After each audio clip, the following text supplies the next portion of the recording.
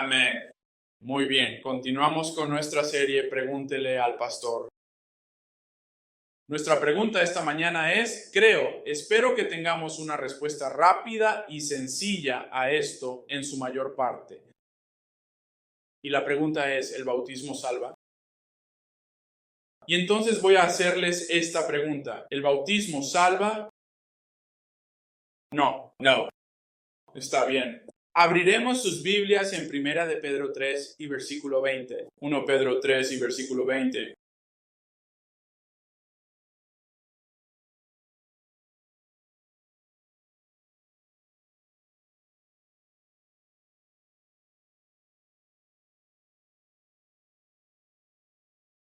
Te voy a hacer esa pregunta otra vez aquí en un momento. ¿Está bien? 1 Pedro 3.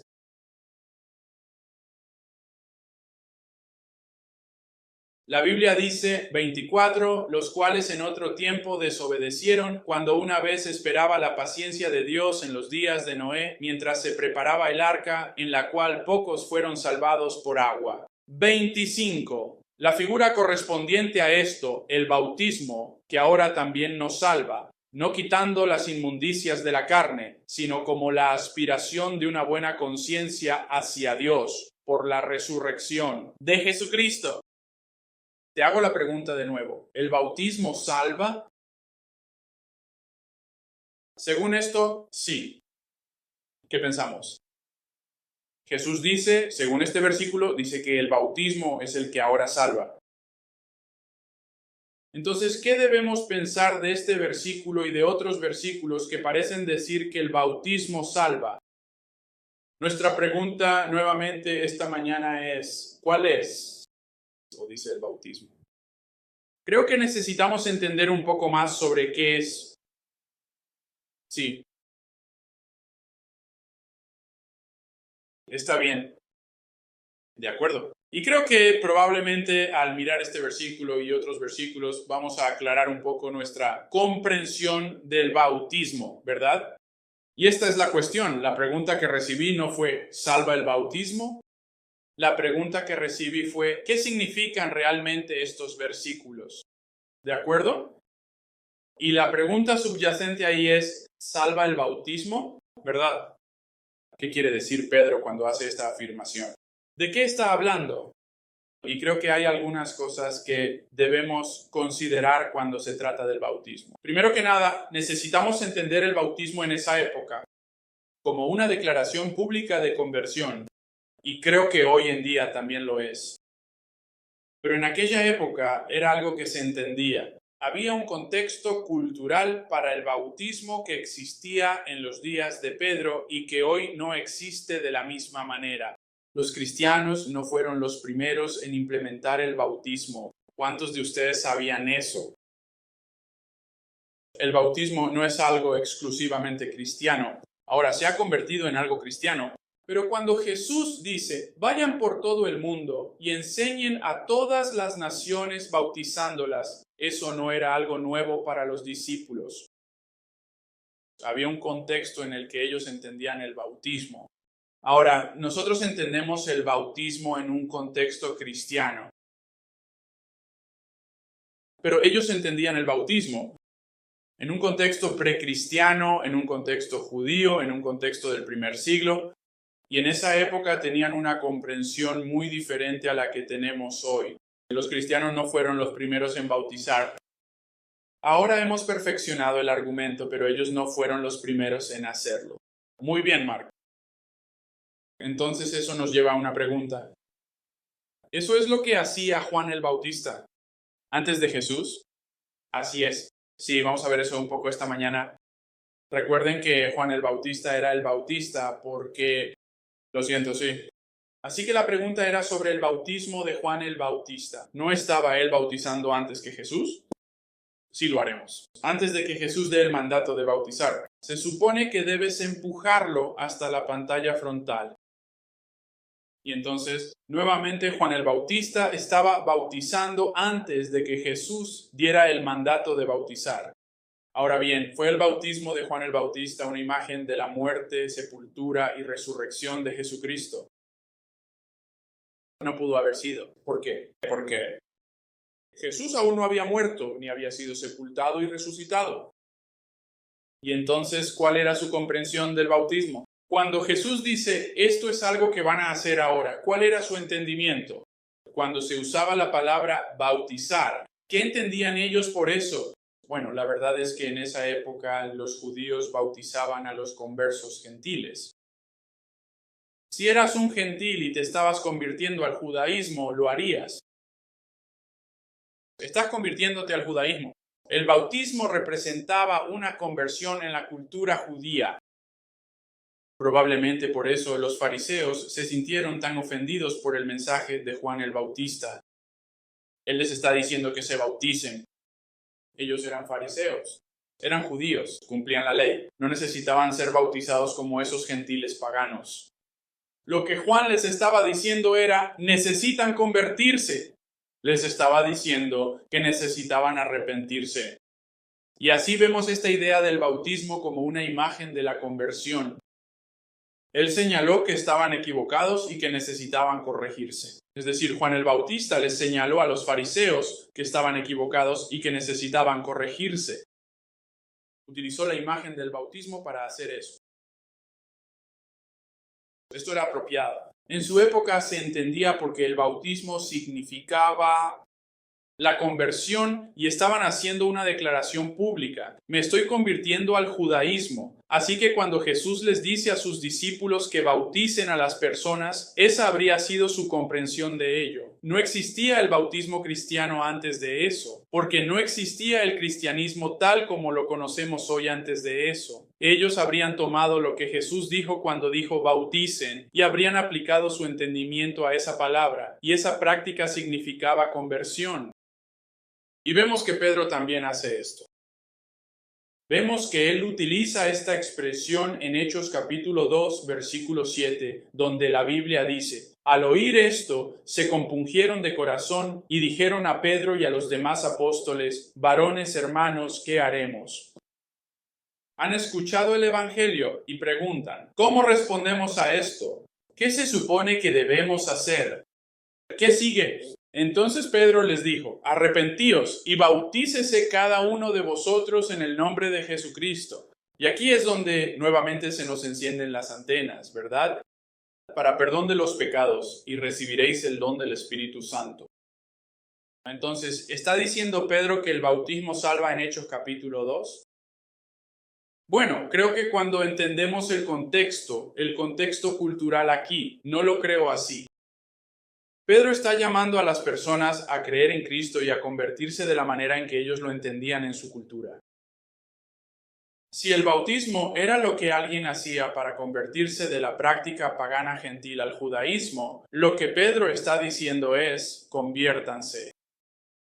Reconozcan públicamente su dependencia y fe en Cristo. Cambien de mentalidad y hagan una declaración pública de que se han convertido al cristianismo. Hasta hoy, a menudo llamamos a las personas a orar la oración del pecador, ¿verdad? O orar y pedirle a Jesús que los salve. ¿Es necesario o es verdaderamente necesario que alguien ore para poder ser salvo? ¿O hay otras formas? No. ¿Qué es necesario para que alguien sea salvo? Creer en el Señor Jesucristo. Creer en el Señor Jesucristo. James, no quiero avergonzarte esta mañana, ¿de acuerdo? James venía a nuestra iglesia por un tiempo. Y hombre, James, dijiste, podría atraparte. Estaba tratando de reunirme contigo, de juntarme contigo y hablar contigo. Y era como, hombre, este tipo simplemente no lo hace. Él estaba aquí todo el tiempo, pero simplemente no quería sentarse a hablar conmigo. Y recuerdo que un miércoles por la noche, James vino a la iglesia. Y yo estaba hablando con James y James empezó a describir como que estaba luchando con, ya sabes, cosas en el trabajo. Y simplemente, ya sabes, y básicamente lo que él estaba describiendo era la lucha de un creyente con la que un cristiano lidia. Cuando vamos al trabajo, lidiamos con esas influencias. Y pensé, hombre, tengo que hablar con James. Como que algo es diferente en James hoy, y diferente en el buen sentido. Y recuerdo que Ryan vino a mí esa misma noche de miércoles y me dijo, oye, hablemos con James. Y yo le dije, sí, lo hice. Él dijo, algo ha cambiado en James, no sé qué está pasando. Y finalmente le dije, oye, James, tenemos que hablar. Y fue la primera vez que James dijo, sí, pastor, hagámoslo. Y yo pensé, está bien, esto es diferente. Recuerdo que James y yo nos sentamos y hablamos. Y recuerdo que tú me compartiste el Evangelio, ¿verdad? Confiaste en Cristo, estabas dependiendo de Cristo. Y yo dije, bueno, cuando pasó esto, cuando oraste y le pediste a Jesús que te salvara, y no sé si alguna vez me ha pasado esto antes. James dijo, no sé si lo hice. Yo solo creyó en Jesús, solo confío en Él. Ahora bien, ¿no fue salvo Santiago porque no hizo una oración? No, él confió en Cristo. ¿Habría sido apropiado que yo dijera, James, está bien, necesitas orar y pedirle a Jesús que te salve ahora? ¿Por qué? Él ya lo había hecho. Él ya había ido a Cristo. Ahora bien, ¿me ayudó a tener esa conversación con James? O James podría decir, oye, escucha, este cambio interno ha ocurrido en mi vida. He confiado en Cristo para mi salvación y ahora soy un creyente. He confiado en Cristo. Sí, ahora lo sé, ¿verdad? Hicimos lo del bautismo y todo eso. Pero ¿es necesario hacer una oración para ser salvo? No. ¿Puede alguien orar la oración del pecador y no ser verdaderamente salvo? Sí, alguien podría decir esas palabras y no creer realmente en Cristo ni confiar en Cristo. Y lo que tenemos aquí, creo, es algo muy similar. Hoy diríamos reza esta oración, porque al rezar esa oración estás comunicando algo que está ocurriendo en tu corazón. Pero lo que te salva no es esa oración. Lo que salva a una persona es su fe, su confianza y su dependencia en Cristo. Así que lo que tenemos aquí es que Pedro está diciendo, arrepiéntanse, crean, sean salvos y luego conviértanse. Esa es la idea. Muéstranos claramente. Toma una decisión pública de confiar y depender de Cristo. Pedro está llamando a las personas a creer en Cristo y convertirse de una manera que ellos pudieran entender. Por supuesto, entendemos que Efesios 2, 8 a 9 dice, porque por gracia sois salvos por medio de la fe. Y esto no de vosotros, pues es don de Dios, no por obras, para que nadie se gloríe. Mira, el bautismo era una declaración pública de conversión. Simplemente era decir, he confiado en Cristo. Era el momento en el tiempo al que señalamos. Cuando quiero hablar sobre la salvación de James, señalo una conversación que James y yo tuvimos. ¿Por qué hago eso? Porque esa fue la primera vez que James me comunicó de una manera que yo podía escuchar y entender que él había confiado en Cristo. ¿Fue James salvo ese día cuando nos sentamos en mi oficina y hablamos de eso? No, él fue salvo algún tiempo antes cuando puso su fe y confianza en Cristo. ¿Fueron salvadas estas personas cuando fueron bautizadas? No. Fueron salvos cuando pusieron su fe y confianza en Jesucristo. Pedro solo lo supo cuando fueron bautizados. ¿Tiene eso sentido? Está siguiendo aquí. Y esa era la comprensión cultural de lo que era el bautismo. No se guardó. Simplemente significaba que esa persona había sido salvada. Significaba que esa persona se había convertido del judaísmo al cristianismo. Significó que esa persona reconoció antes que yo estaba equivocado. Ahora estoy confiando en Cristo. De nuevo, el bautismo era una declaración pública de conversión, muy parecido a la oración del pecador o pasar al frente en un servicio de la iglesia en la que has confiado en Cristo para la salvación. Eso no te salva. Es una declaración pública de conversión. Esa música todavía está sonando hoy. ¿Es muy distraída?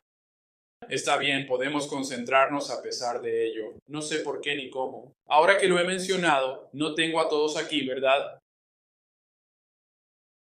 Simplemente no puedo superar lo del domingo pasado hablando sobre la última trompeta.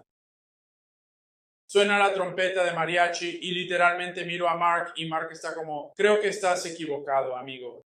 Así que, de todos modos, hoy seguiremos adelante. Entonces vemos el bautismo como una declaración pública de conversión.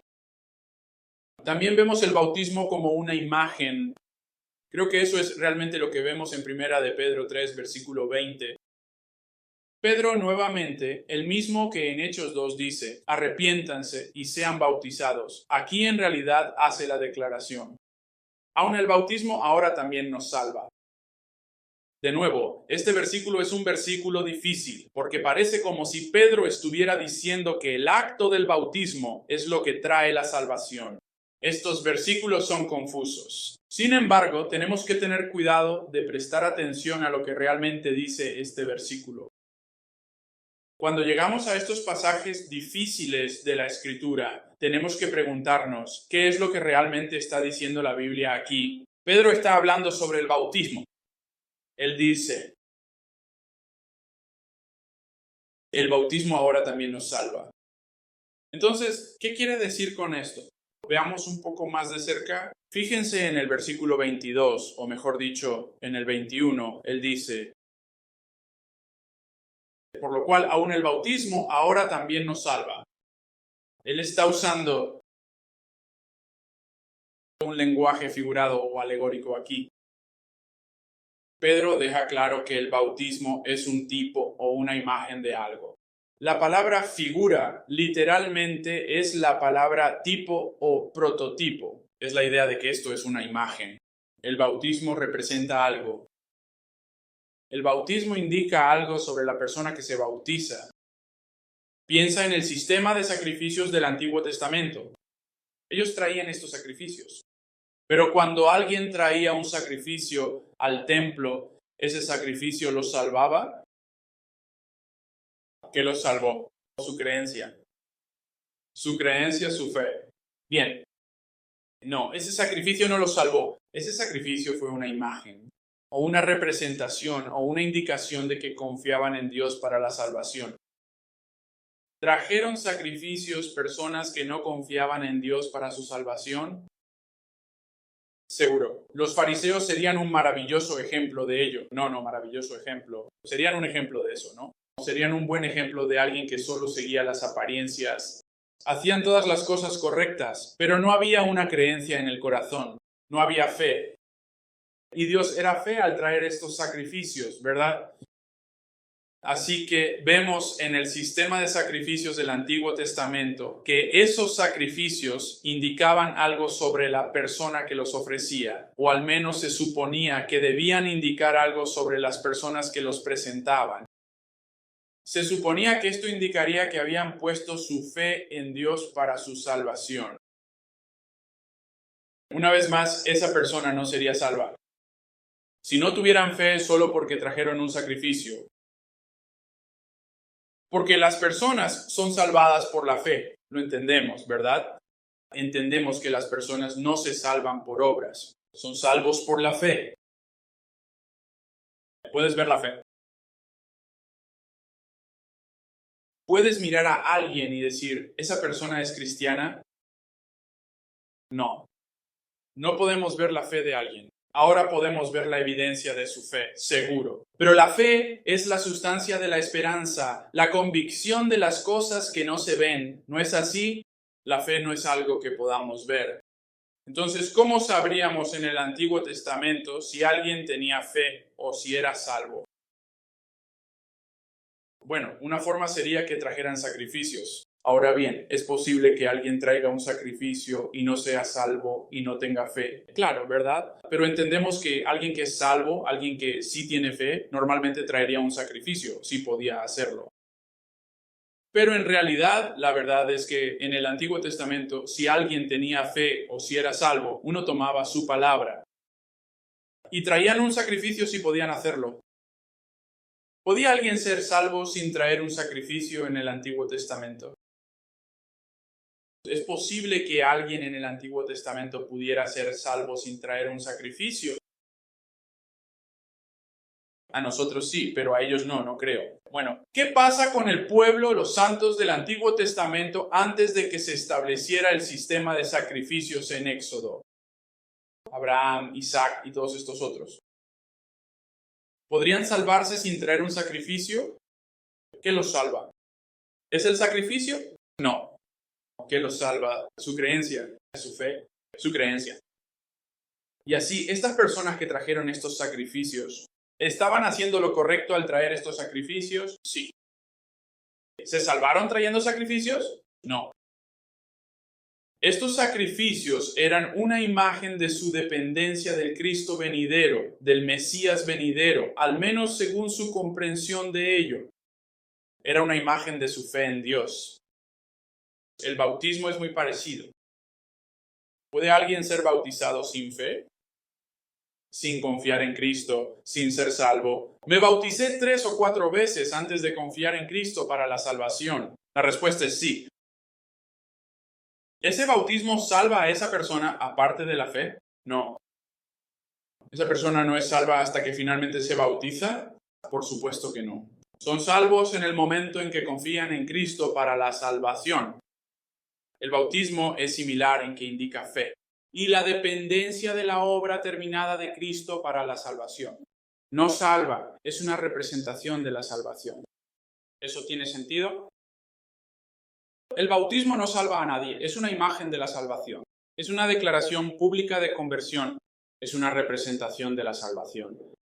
Y luego vemos que no solo en este versículo está hablando de la imagen, ¿verdad? La figura semejante a la cual el bautismo ahora nos salva. Pero también vemos que no está hablando de ser sumergido en agua. ¿Cómo lo sabemos? Bueno, mira lo que dice en la siguiente sección aquí. Él dice, la figura semejante a la cual el bautismo ahora nos salva, no quitando las inmundicias de la carne, sino como la aspiración de una buena conciencia hacia Dios. Déjame hacerte una pregunta. Tenemos un servicio de bautismo aquí en nuestra iglesia. Y bautizamos a alguien y luego nos damos cuenta de que nuestra jarra de agua está vacía. Se nos olvidó comprar o rellenar nuestras jarras de agua. ¿Cuántos de ustedes van a tomar un vaso de allá atrás, venir al tanque bautismal después de que alguien haya sido bautizado en él, sacar un poco de agua y darle un buen trago? ¿Alguien se va a apuntar para hacer eso? No, gracias, ¿verdad? ¿Por qué? ¿Por qué no? El agua no está buena, porque el agua está sucia. No sé cuándo fue la última vez que ese tipo se bañó. Bueno, tal vez hace solo un par de minutos, pero yo no voy a beber esa agua. ¿Por qué? Porque está sucia. Lo entendemos. Te sumergen en agua. Tal vez no usamos jabón y agua. Quizás no estás tan limpio como podrías estar. Pero estás más limpio que cuando entraste. Pedro dice, quita el pudín que está lleno de sangre. Ella no está hablando de ser sumergida en agua. Cuando él habla del bautismo de los santos, se refiere a lo que vemos en la segunda parte, la respuesta de una buena conciencia hacia Dios. Él lo deja claro, no estoy hablando de ser sumergido en agua. De lo que hablo es de la respuesta de una buena conciencia hacia Dios. Él dice, no estoy hablando del acto físico de ser sumergido en agua, sino de lo que ese acto representa. Representa una respuesta sincera de fe hacia Dios. Somos salvos por aquello que el bautismo representa, la muerte, sepultura y resurrección de Cristo. Es a través de nuestra respuesta de fe, arrepentimiento y conversión que recibimos la salvación provista por la obra de Cristo en la cruz. Él dice, somos salvos. Cuando digo a través del bautismo, no me refiero al acto de sumergir a alguien en agua. De lo que hablo es de la respuesta hacia Dios que ese acto representa. Eso tiene sentido. Y así aquí Pedro dice que el bautismo ahora nos salva, pero si realmente miramos lo que Pedro está diciendo, es bastante claro, ¿no es así? Él está diciendo que es una imagen, representa algo. Y de eso estoy hablando, de la figura viva. Y cuando digo que el bautismo salva, no me refiero a sumergirse en agua. Estoy hablando de aquello que esa acción representa. Una respuesta correcta y sincera de fe hacia Dios. Él dice que es a través de nuestra respuesta de fe, arrepentimiento y conversión que recibimos la salvación provista por la obra de Cristo en la cruz. Así que vemos aquí estos dos capítulos muy difíciles de Hechos, capítulo 2, segunda de Pedro, primera de Pedro, capítulo 3. Vemos un poco de comprensión aquí cuando entendemos la cultura de que el bautismo era una declaración de conversión. Fue una muestra pública de lo que pasó en mi corazón. Y aquí vemos que Pedro dice que es una imagen. Y no es el bautismo, el acto del bautismo, lo que salva. Es lo que representa el bautismo lo que salva. Mi respuesta de fe hacia la muerte, sepultura y resurrección de Cristo.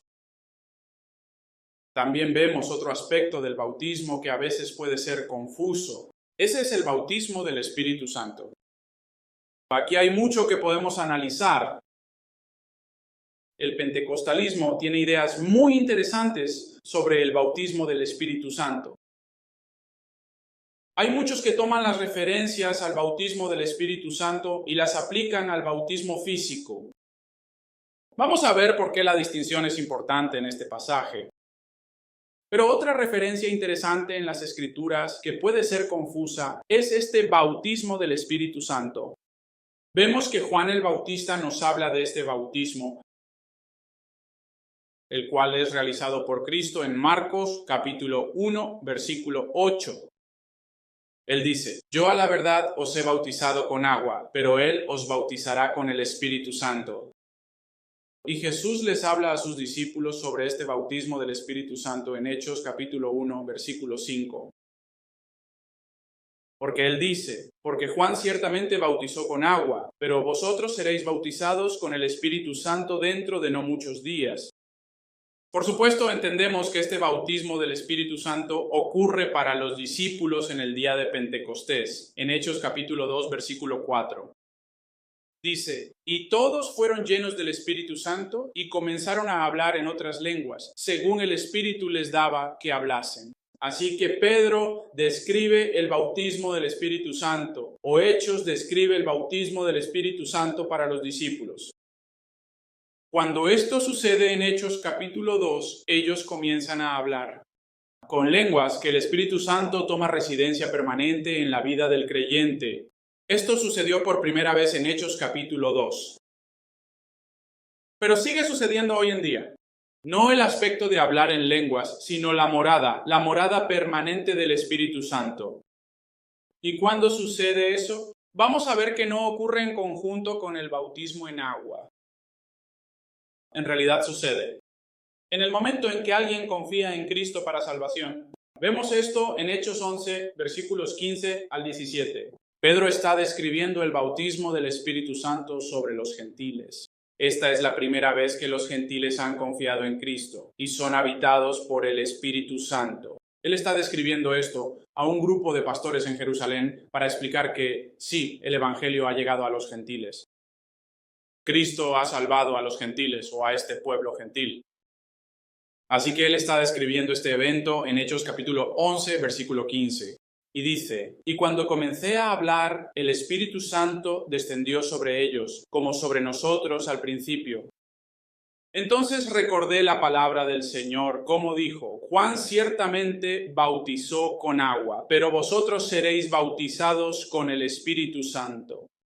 Así que, si Dios les dio el mismo don que a nosotros, que hemos creído en el Señor Jesucristo, ¿quién era yo para poder oponerme a Dios? Y así, Pedro está hablando con este grupo de pastores y líderes de la iglesia en Jerusalén. Él acaba de estar en una zona de gentiles compartiendo el evangelio con ellos y ellos han aceptado el evangelio. Y Pedro dice, ¿acaso no nos dijo Dios antes de irse que nos bautizaría con el Espíritu Santo? Eso nos sucedió a nosotros en Hechos capítulo 2. Estoy aquí para decirles que cuando estos gentiles creyeron en Cristo, Dios hizo lo mismo con ellos. El Espíritu Santo los habitó de manera permanente. Y él dice, ¿quién soy yo para discutir con ellos? Cristo ha salvado a los gentiles. Y entendemos que estas señales, estos El hablar en lenguas, estos hechos milagrosos que acompañaron la morada del Espíritu Santo en el libro de los Hechos, eran importantes porque había esta manifestación visible, una demostración del hecho de que estas personas habían recibido a Cristo.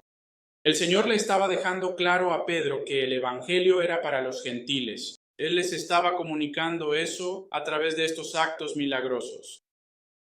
Él estaba dejando claro a los judíos que la salvación era por medio de Cristo, mediante el acto milagroso de que los primeros discípulos fueran habitados por el Espíritu Santo.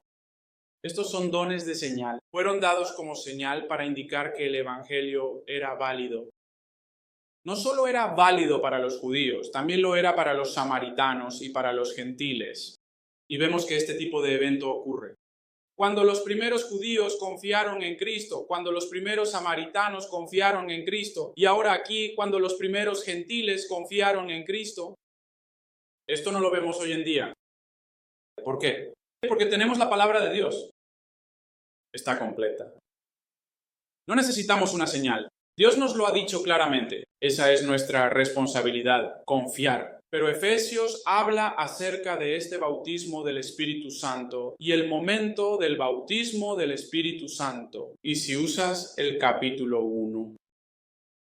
13, en quien también vosotros confiasteis, después de oír la palabra de verdad, el evangelio de vuestra salvación, y habiendo creído en él, fuisteis sellados con el Espíritu Santo de la promesa, que es la garantía de nuestra herencia hasta la redención de la posesión adquirida para alabanza de su gloria.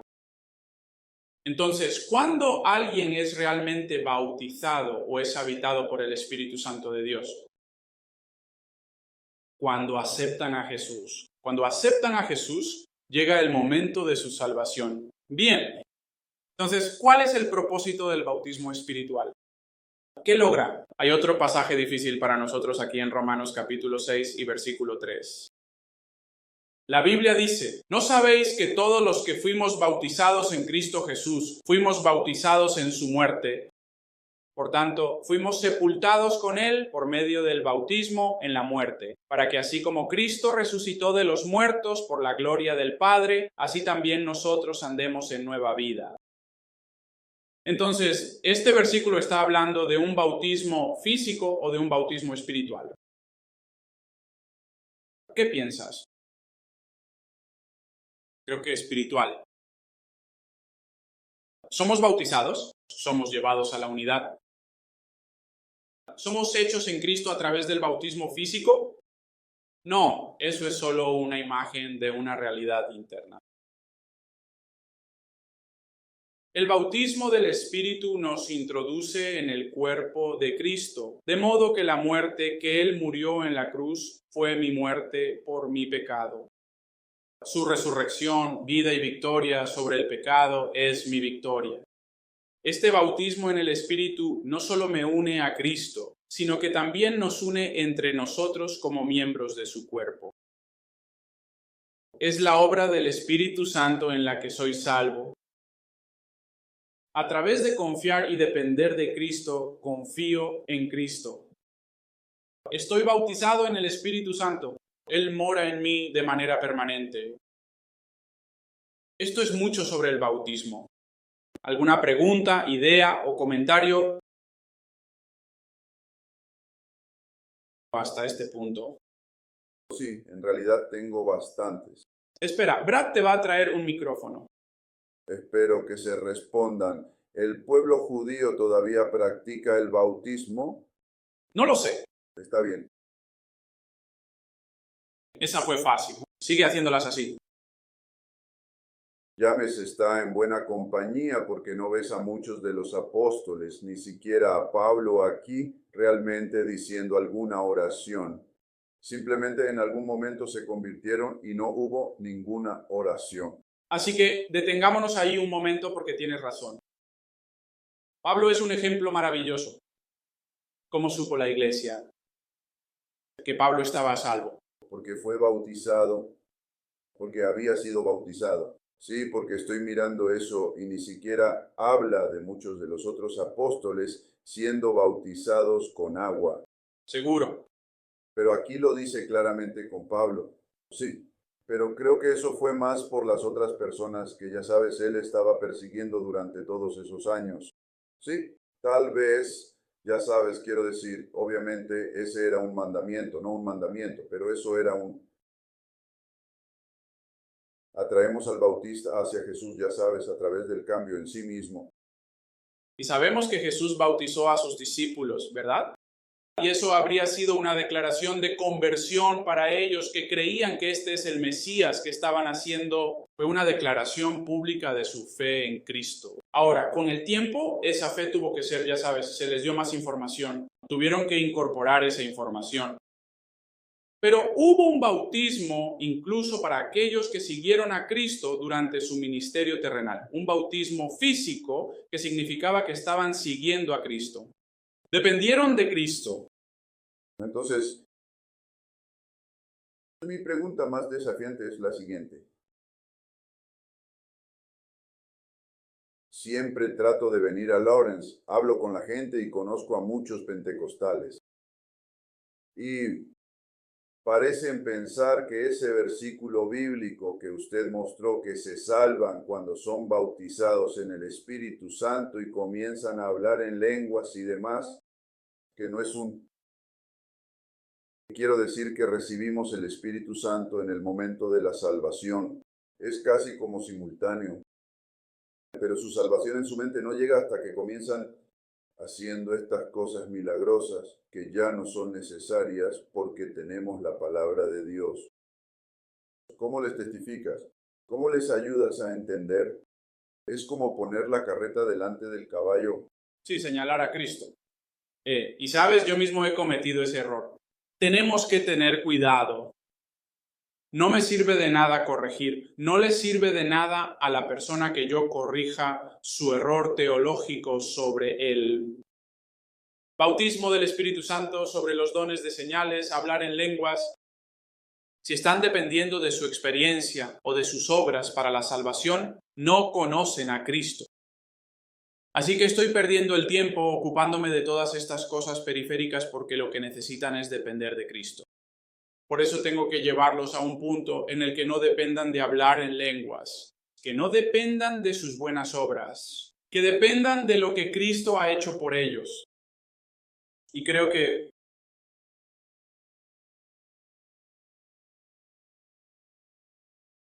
podemos ponernos ansiosos pensando, bueno, ¿qué pasa con esta área en la que no estamos de acuerdo? O aquella otra en la que tampoco coincidimos. Nada de eso. Eso no es importante. Sí lo es.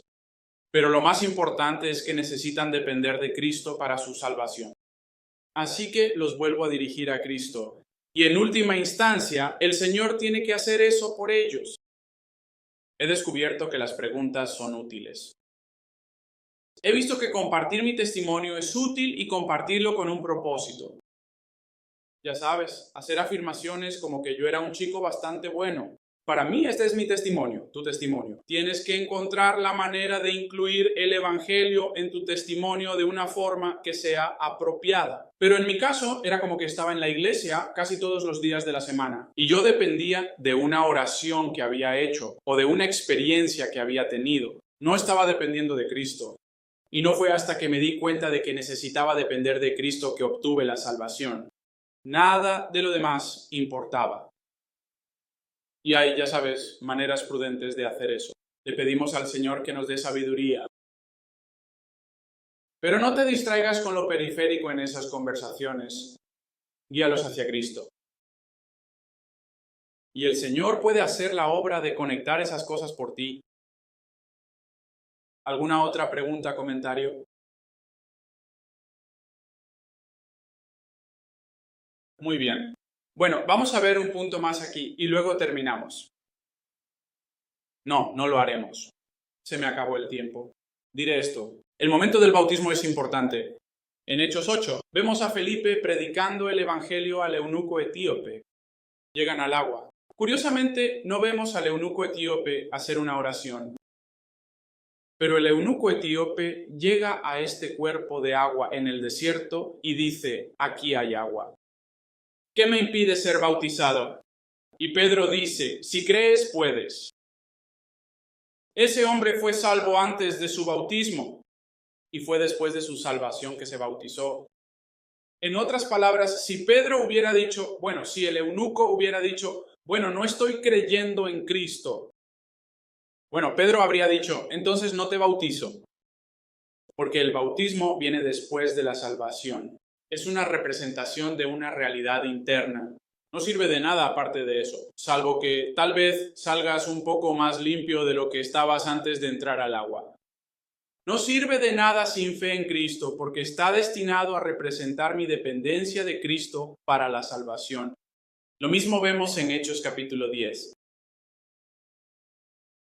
Estas personas creyeron. Entonces Pedro dice, ¿puede acaso alguien impedir que sean bautizados estos que han recibido el Espíritu Santo, así como nosotros? Pedro reconoce que estas personas confiaron en Cristo. No podemos impedir el bautismo, debemos bautizarlos. Pero él solo hace eso después de que confiaron en Cristo. Nuevamente, eso significaría que si alguien no ha confiado en Cristo, no lo bautizaríamos. Ahora que han confiado en Cristo, ahora deben ser bautizados. ¿Tener sentido? Bien, estos son Hechos capítulo 8 y 10. Si quieres verlos en otro momento, se nos acabó el tiempo. Oremos y pidamos al Señor que bendiga nuestro servicio de la mañana.